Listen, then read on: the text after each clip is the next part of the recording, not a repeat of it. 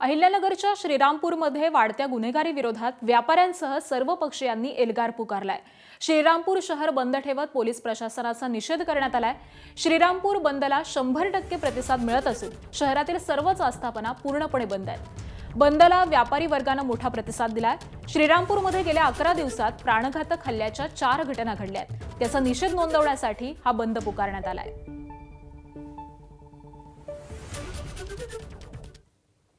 वाढत्या गुन्हेगारीच्या विरोधात श्रीरामपूर शहरातील व्यापाऱ्यांसह आता सर्व पक्षीय पदाधिकारी असतील, कार्यकर्ते असतील, हे आक्रमक झालेले आहे आणि आज श्रीरामपूर शहर बंदची हाक दिलेली आहे।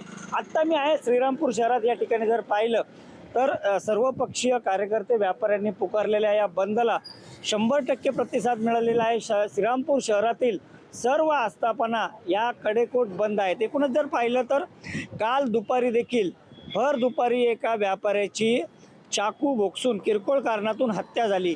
त्याचबरोबर गेल्या 11 दिवसात जवळपास 4 ते 5 विविध घटना या शहरात घडलेल्या आहेत, ज्यामध्ये प्राणघातक हल्ले करण्यात आलेले होते। त्यामुळे एकंदरीत पाहता गेल्या काही दिवसांमध्ये कायदा सुव्यवस्थेचा प्रश्न श्रीरामपूर शहरात निर्माण झालेला आहे आणि या सगळ्या पार्श्वभूमीवर सततच्या वाढणाऱ्या या प्राणघातक हल्ल्याच्या घटना असतील, किरकोळ कारणातून होणारे हे वेगवेगळे कायदेशीर प्रश्न जे निर्माण होत आहेत, या कायदा सुव्यवस्थेचा प्रश्न निर्माण होतो। या विरोधात आता श्रीरामपूर शहरातील व्यापारी असतील, सर्वपक्षीय कार्यकर्ते असतील, हे एकवटलेले आहेत आणि आज त्यांनी थेट श्रीरामपूर बंदची हाक दिली आणि या बंदला 100% प्रतिसाद मिळालेला आहे। कुठेतरी कायदा सुव्यवस्था अबाधित राहावी या दृष्टीनं आता पोलीस देखील पावलं उचलणार का, हे पाहणं महत्त्वाचं आहे। नितीन ओझा, एबीपी माझा, श्रीरामपूर, अहिल्यानगर।